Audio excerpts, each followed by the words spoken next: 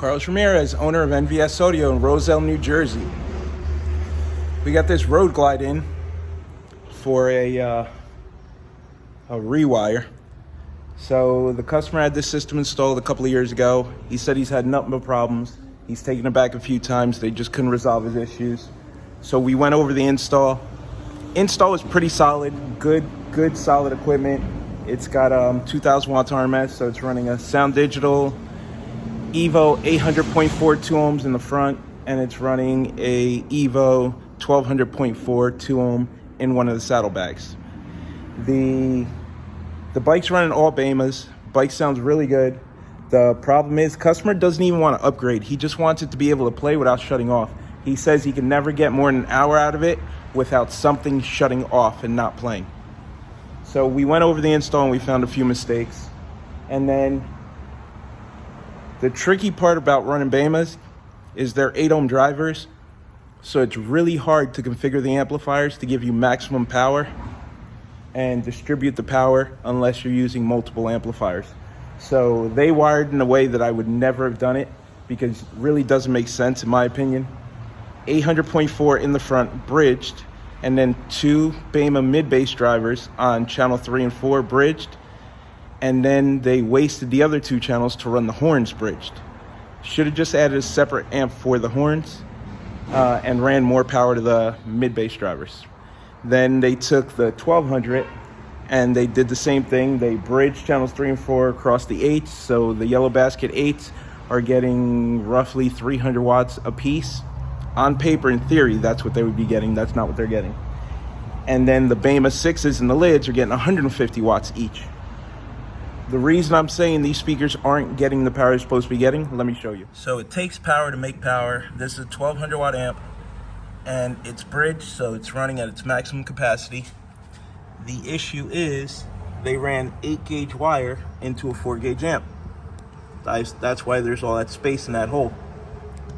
So the amp cannot do 1200 watts on 8 gauge wire. The most 8 gauge wire can support is 800 watts.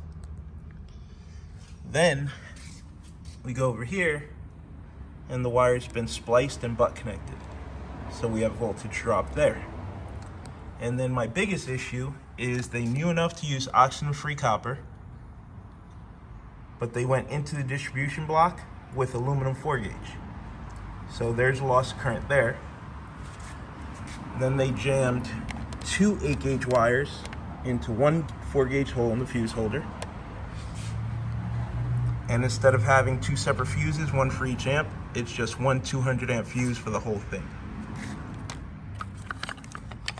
Bike's still running a stock battery. So at 2000 watts, you definitely have to upgrade to a Stinger AGM or something similar. So that's why this bike is having power issues. The wiring's nice and neat and clean, but no good, no good, no good. If the amp has a 4 gauge hole, it needs a 4 gauge wire.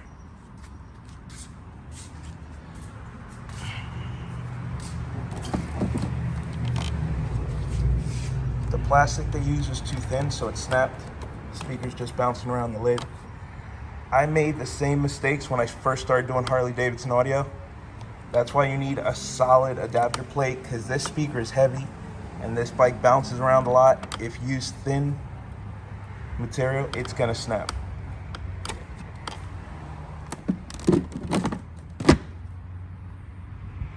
Plus, I'm pretty sure that 6 is hitting the bottom of the plate. So I'm not sure how we're gonna fix it yet. We have to figure out how to get the appropriate power to these mid-bass drivers. I know we're gonna do a Lex rack, so we have more room in the front. Possibly run 2 800s or maybe a 1200 800, or maybe 2 800s and a 400, but I wanna see more power to the mid-bass drivers in the front. Another issue, GTS radio's not flashed. So when he turns the volume up, it's definitely clipping the input of the amplifier at certain frequencies. So I guarantee you that's a major problem. One of the first things we're gonna do is flash it. They make T-harnesses for these bikes, so you don't have to do this anymore. Then the major problem with doing it this way, catching signal from the speaker plugs is completely fine, but this is where you run into the issue. when you splice power and ground into the amplifier power and ground, sometimes there's a little bit of a difference in ground potential and you end up getting popping. So splicing the DSP power into the power harness for the amplifiers is not the best way to do it, especially considering that Rockford makes a T-harness, Idanolink makes a T-harness, American Hardbags makes a nice T-harness. Who else? Arc Audio makes a T-harness, Diamond Audio makes a T-harness.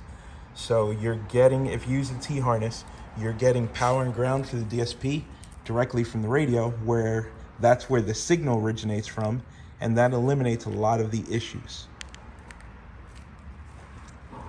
So we're gonna take this out, use the T-harness, and then the T-harness also gives you speaker wires that feed into the pod without you having to cut and splice the pod wires like this.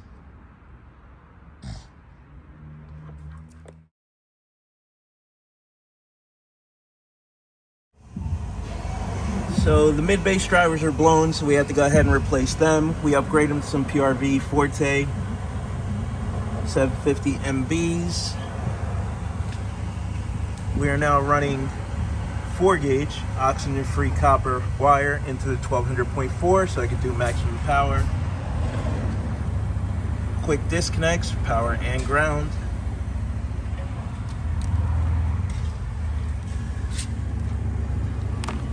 Upgraded ground to the frame. CarPlay is now enabled.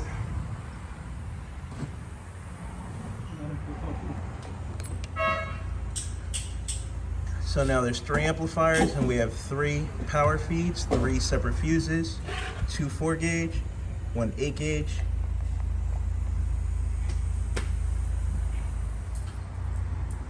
Neatly tucked in the fairing, 400.4, 800.4, DSR1 DSP.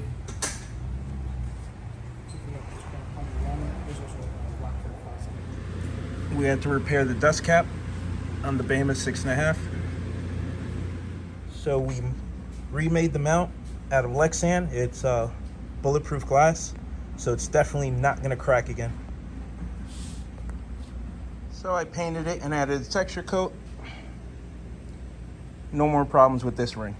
Okay, so the mid-bass drivers are blown, so we upgraded them to some PRV Forte 750 MBs. Added a horn tweeter in the back of the bag to improve the sound stage. And we did a composite amp mount. So now it's not just 3 screws holding it screwed directly to the bag. We have the amp mount bolted to the bag and the amp bolted to the mount. It's a lot more solid that way.